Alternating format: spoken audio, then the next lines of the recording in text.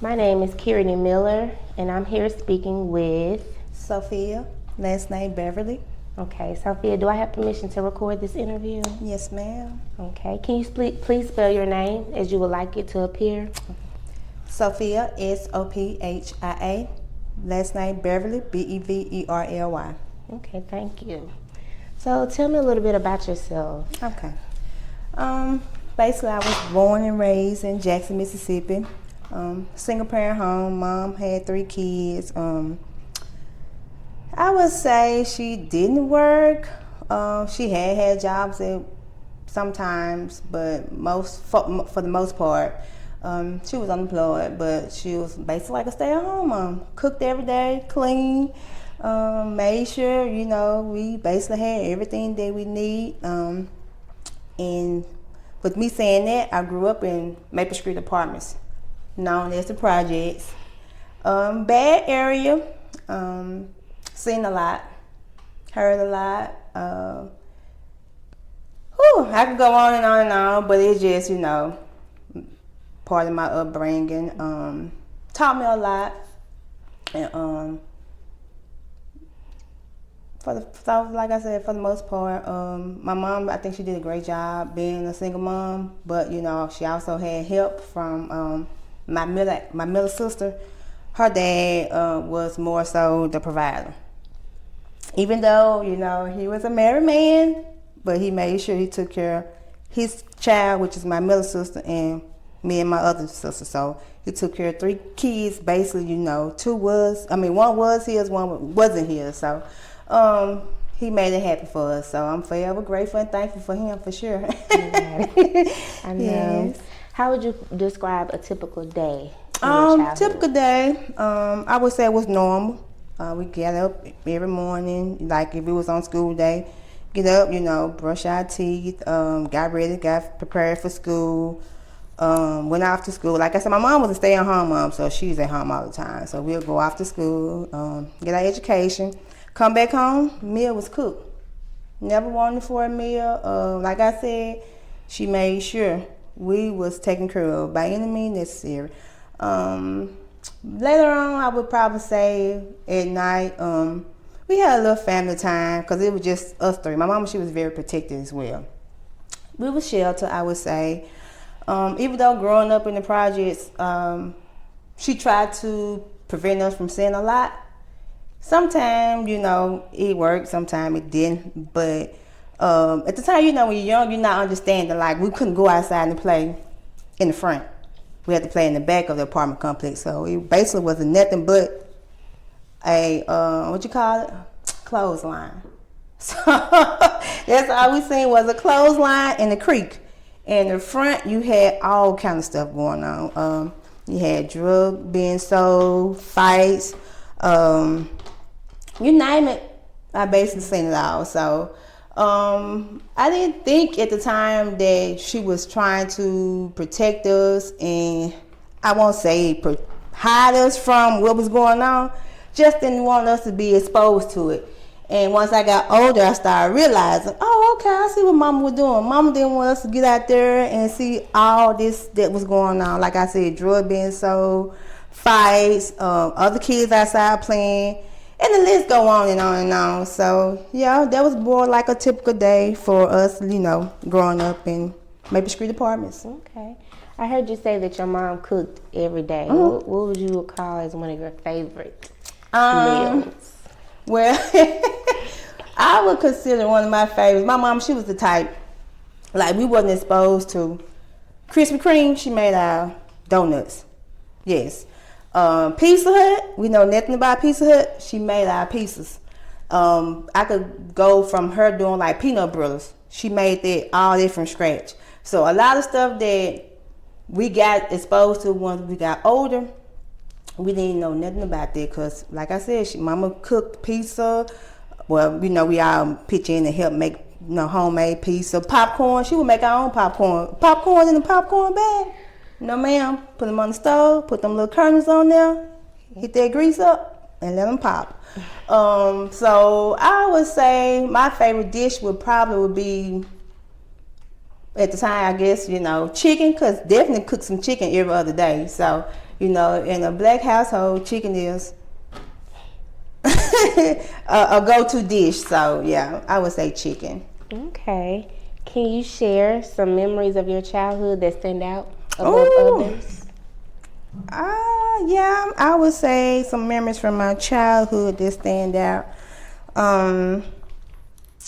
I could remember from back, for instance, around tax time. You know, around tax time, you knew you was gonna get some new shoes, you were gonna get a new outfit. So those times, during that time, you know, we look forward to that. We got shoes and clothes like holidays, birthdays and stuff like that. But tax time, you really got like the expensive type shoes. So me, I was looking forward to tax time. And around the holidays, and right to this day, every holiday she's going to cook. She got this traditional thing, like how she always wants to have like turkey and dress for Thanksgiving and Christmas. And I tell her all the time, Mom, you know, we got to get with the modern stuff. You know, it's okay if we could do Thanksgiving, you know, have turkey and dressing, but for Christmas, let's do something different. Nah, we gonna have our turkey and we gonna have our dressing, the usual, the traditional, and you know, we be cool with it because you know it is what it is with her. You know, it's her way or no way when it come down to cooking. So we let Mama have it. You know, okay, well, that's what we gonna do. Okay. Yeah. Describe the home you grew up in. It was a 3-bedroom. No, I'm sorry. It was a 4-bedroom. So we all had our room. And we had the usual. We had our beds, dresser, the usual. And it was a decent size apartment for it to be a 4-bedroom, living in some apartments back then. So I would say it was the basic, you know, basic size apartment. What would be your favorite place in your home back then? I would probably say the living room. That was more so like the family bonding time. We would always sit in the living room, watch TV. We also played like little board games, card games, and stuff like that. So the living room would be my favorite spot, favorite place. What kind of games did you all play? Of course, Uno. We also play board games like Trouble. You remember Trouble? We also played that, Monopoly, stuff like that. So we was big on playing, you know, board games. This was our entertainment back then. Okay. No social media at that time. Tell me about your experience of becoming a parent. Oh, my experience becoming a parent. I was 21 when I got pregnant. I had my son when I was 22. Didn't know what to expect. Didn't know what I got myself into. Basically prayed about it. And just asked God to help me along the way. So I had my son when I was 22. I was working at the time at St. Dominic's, and I also was going to school at Hines. So I gave birth to him on May the 14th, 2004. So he's just had a birthday, so he's 19 years old. I became a mom, I guess again around 20, when I was 27. I had my second child in October 28, 2009. So far I would say, you know, got pretty good kids. I mean, you know, no, they're not bad or anything like that. Homebodies. Wouldn't change them for the world. Love them to death. Okay.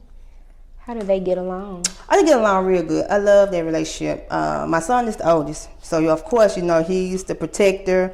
They bond real good. When I say like they bond is, I can't even describe it. Like you be like, wow. And my husband, he say all the time, like they act like they have so much to talk about when they're together, and I be looking like you're right. It's like when they're together, their mouth just going like this. And my son, he's a big brother. When I tell you he picks her up from school when he's not away from college, and he look forward to it. He's a big brother, and she looks up to him. Like if she see a pair of shoes she want, and I might say, oh, I don't like those. And then if he said, I like them, she'd be like, oh, I like them too. I'm gonna get them. So it's like whatever he says, if he like it, she like it. So that has that type of relationship. that has an awesome relationship. Tell me about a time when your child or children were misbehaving. How did you handle it? Well, I'm a little old school. I think that I'm the enforcer between me and my husband. His parenting skills are a little different. He would like to talk about the issue. And coming up, like I said, my mom, she was a single mom, and she did a great job raising us, so she was big on disciplining us. And I feel like discipline helped us, me and my 3 sisters, because, you know, we all finished school. We got pregnant once we was older. We weren't, you know, teen moms, early age. So I kind of go back to that old school discipline. So I can't remember to have to really discipline my child no more, about 2 or 3 times. My son for sure. I think he was just being an average boy, and you know, once they go to school, teacher might call and say, "Child, been doing a little bit more talking than usual. Can you talk to him?" I would talk to him the first day, but if he goes to school the second day or 2 days later and get in trouble again, so now I got to discipline him. I would paddle him. Sometimes I would also take like a video game he had, or any kind of little electronic something that he had. I would kind of take that and, you know, be a form of discipline, but I never had to discipline my daughter like that so far. So How would you describe a typical day raising your children?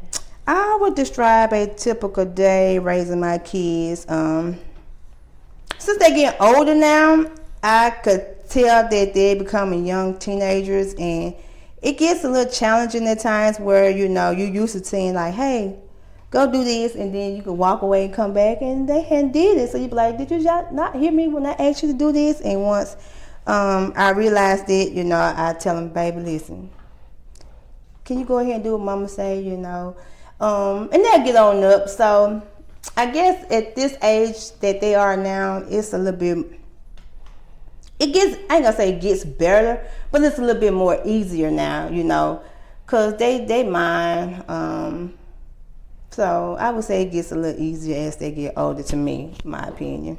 Okay. How do you describe your role as a parent in their lives? I would describe my role as a full-time mom for sure. I work, provide, make sure they have a roof over their head. Definitely talk to them about daily things that goes on into the world, you know, in the real world. So I would definitely say a full-time mom. Okay. How important is school and being successful academically? Big part. My son, when he graduated with honors. He was in honor national junior. What is it? National Honor Junior Society. My kids always had been, you know, A and B students. My son, when he was at Galloway, he was ranked number 1 when he was in 5th grade. Yes, my daughter, she do pretty good. She's more like the B student. So my son, he was like the A and B. My daughter, she's like the B student. So they know academics is a must, very important in our household. My son, he attends Home Community College in Goodman. I'm going to his sophomore year.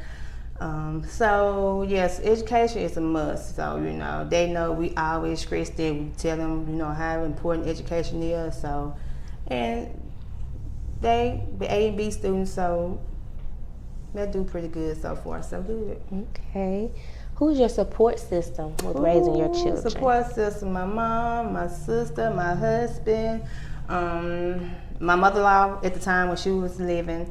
Have a big support system. At the time when we was growing up in Maple Street Apartments, you know, our neighbors was our support system. So have a lot of support system from family and friends. So definitely have that, and it's a must. Yeah, it takes a village to raise a kid, and if you don't have that village, yeah. Do you think Jackson still has that camaraderie as a community when it comes to raising children? No, ma'am. I don't think so. How would you describe it today? It's different now, you know. Back then, when we was coming up, if your mom wasn't at home or wasn't around and you did anything that a neighbor or family friend, somebody seen, they addressed it and told your mom or told somebody that was gonna be, you know, around that day to say, hey, I seen so and so doing this. I stopped them. I told them I was gonna tell it, you know, the mom or parent or whoever. And nowadays, you can't say nothing to somebody's child. You might have to, you know, have some words, exchange some words with their parent. If you tell them, well, I seen your child doing this, and they might be like, you ain't seen my child doing that. My child ain't did nothing. So nowadays, a lot of people try to refrain from getting involved to avoid issues. So, what effect do you think that mindset has on the community? That I'm just not going to get involved? Basically, I just think like to avoid the trouble from arguing, trying to tell a parent, I seen, you know, you witnessed their child doing something, to keep yourself from having to be in trouble, or now you going back and forth, and it could lead to something different by you trying to help their child. A lot of parents nowadays, this younger generation, they don't want that village anymore.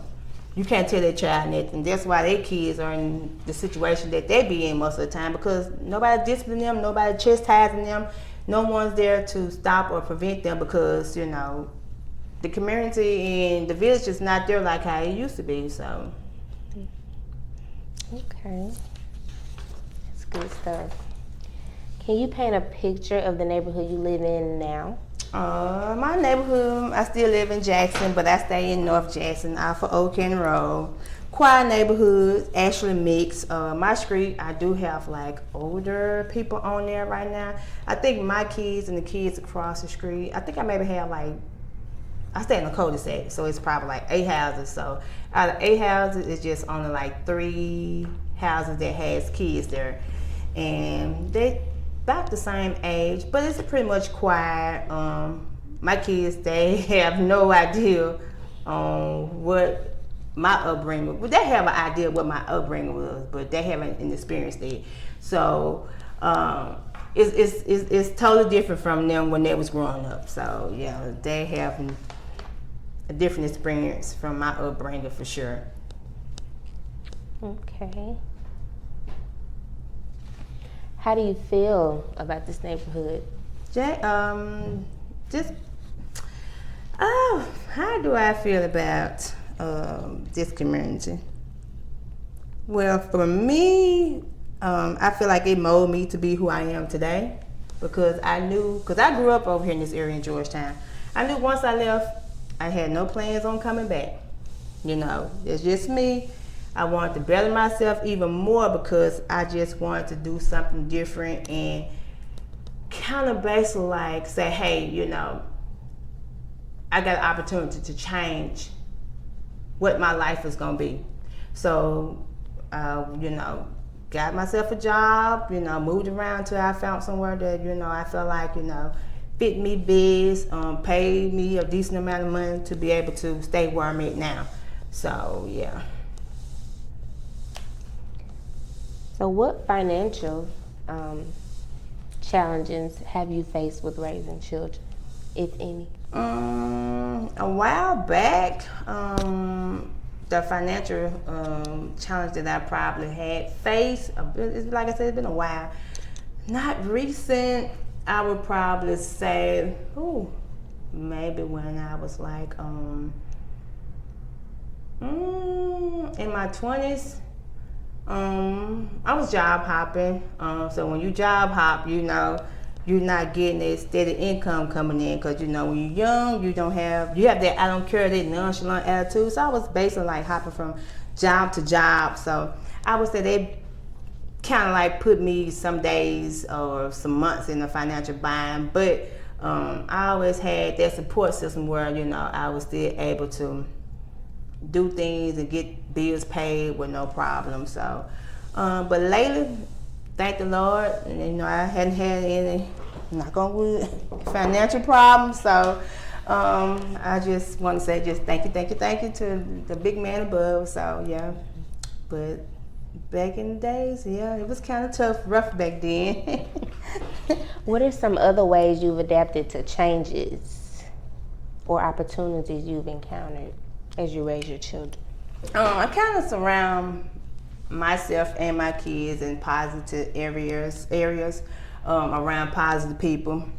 I'm trying to avoid the negativity. I try to avoid the bad areas and stuff like that. Cause I remember a while back, my sister, she stayed right over here on Peach Orchard. At the time when you was young, and I stayed in Pearl at that time.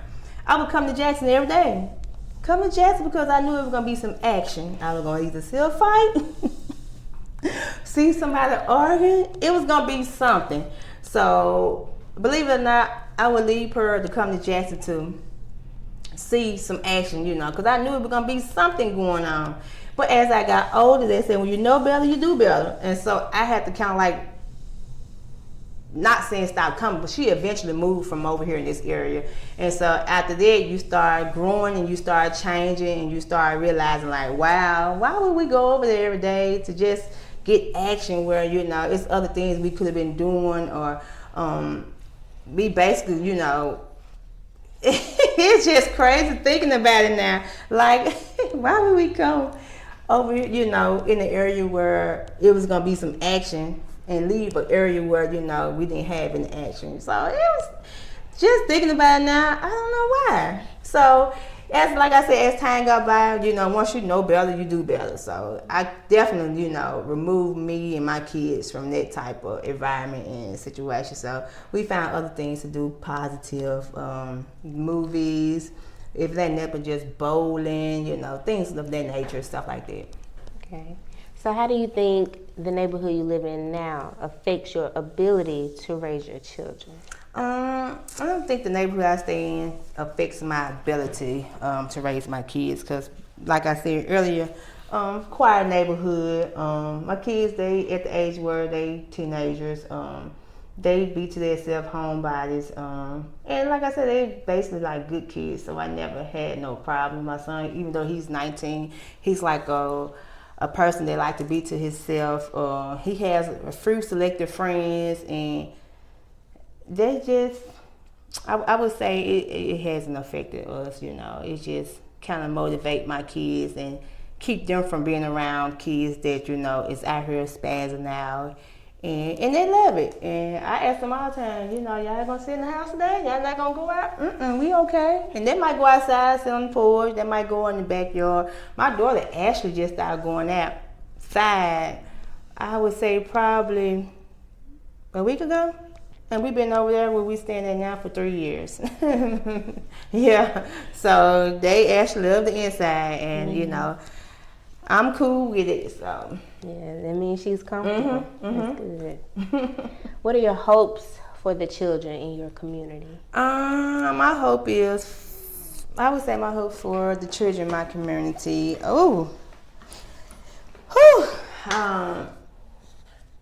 I just don't know. Right now, we have so much social media that has kind of took over. Kids nowadays are doing stuff for attention. They're doing things to get the exposure. But, I say social media that has ruined the kids, ruined this generation. But if we could kind of like take away some of this social media stuff, I think we would have our kids back. I think the kids will be much, much better. And I just really think that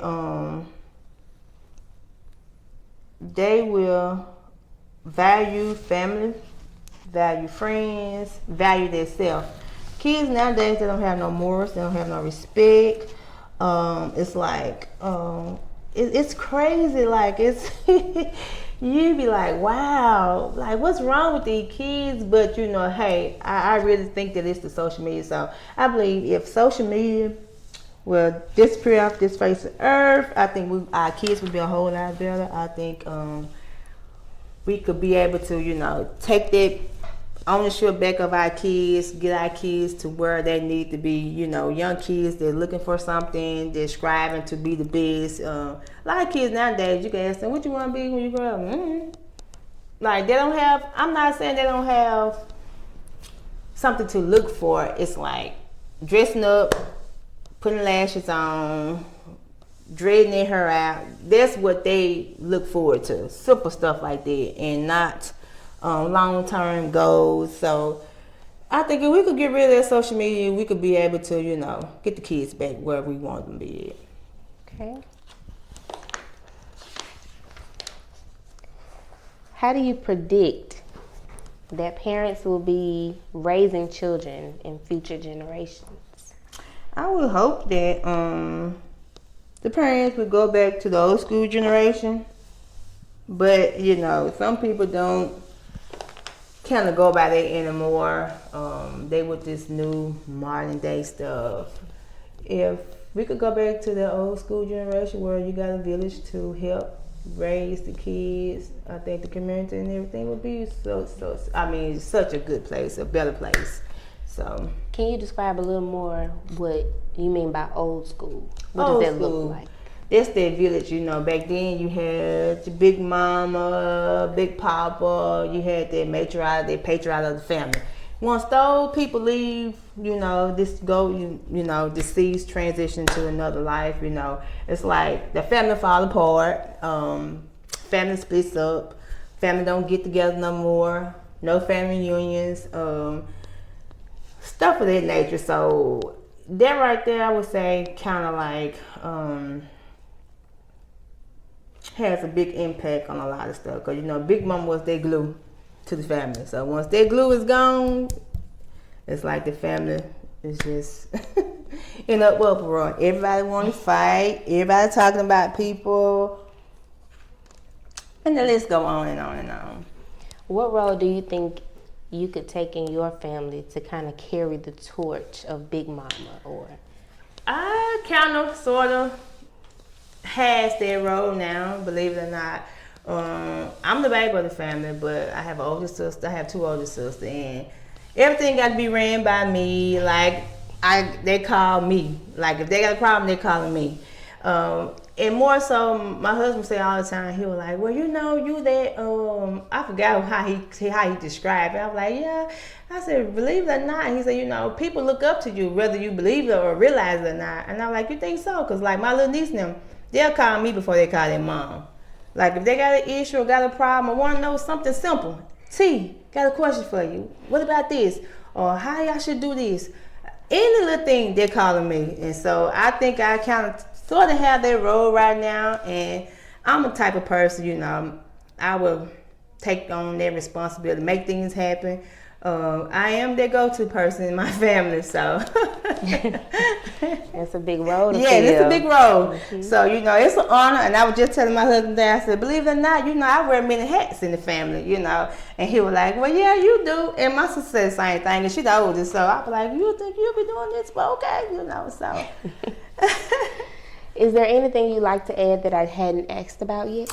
No, I think I've about talked a lot and answered a lot. So one more question. I know that you mentioned earlier that your children don't have any idea about your childhood. Mm-hmm. Do you think it's important, or how would you go about sharing those stories with them? I do explain it to them, and I tell them, but they're like, no way. For real? I was like, yeah, I think that, it always been like this. No, baby, we had to get it out the mud. And believe it or not, you could have a conversation with them, and it's like they on another planet. I was like, yeah, it's a different world out there. And I tell them all the time, like, y'all just don't understand.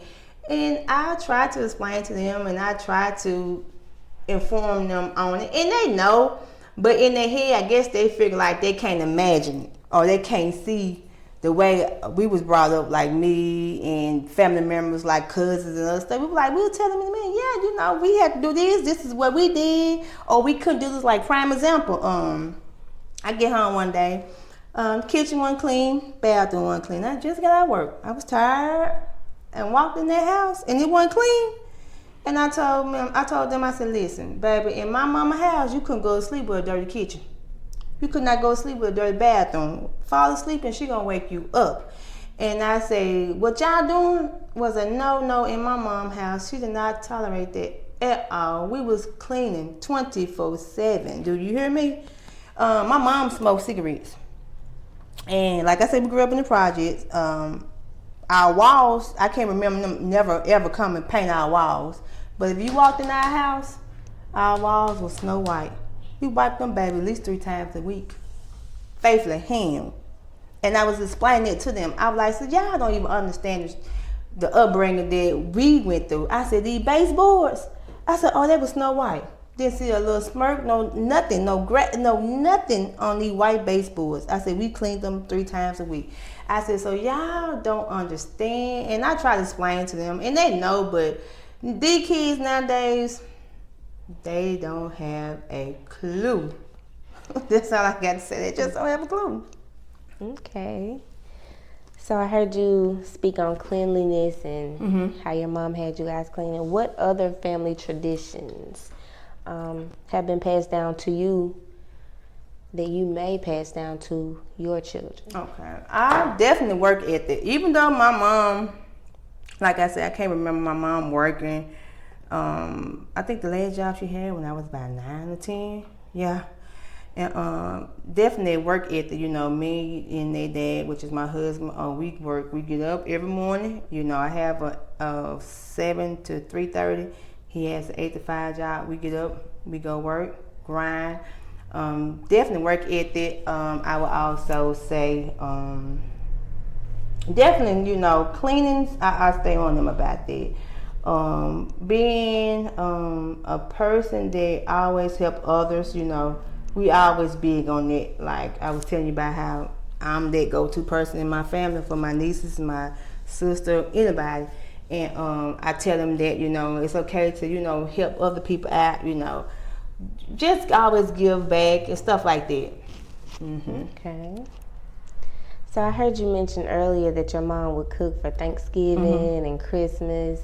Are you and your family creating new holiday traditions? Yes, it's in my house now every holiday. Yeah, that's what I was telling you, like how it's like I picked that road up, so it's like that torch counts. Some of it been passed on to me now, and my mom, she done got older now to where she can't move around as much because she has arthritis, but she still could cook and clean and all that good stuff. So I've been trying to make it easy for her, so every holiday is at my house now. I'm basically doing the cooking, all of that good stuff, so yeah, the get-togethers at my spot. So me and my husband, we make it happen. They just show up and eat, have a good time. Okay. Do you think being married has a positive effect on raising children? Yes, ma'am. Fathers is very important in any child, girl and boys. Definitely positive. Definitely, you know, yes, father for sure. Yes, like mom's a father for sure. 2-parent household, oh yes, it's a must. And I understand, you know, everybody don't be blessed or have that opportunity to raise kids in both parent household. But yeah, oh yes, for sure. Cause I'm not saying that, you know, my son would have been a bad child, but I definitely think about that father being there, definitely stopped, eliminated, didn't even give him an idea to think about trying to go out there to the streets. Yeah. How does that make you feel being able to provide that for your children? Definitely something great, good. I wasn't given the opportunity when I was coming up, of course. When I got, not trying to go back to the maybe first question, second question you asked. When I did get pregnant, that's the first thing that came to my head. Oh, Lord, I'm about to be a single mom. Because, you know, that's all you seen. And from the time I got pregnant up until now, he's been there. We've been married for 19 years. So, yeah, I was one of the ones that was blessed, I would say, to, you know, been married for 19 years and I always had my husband there to help provide and be their father figure for our kids. So definitely, yes.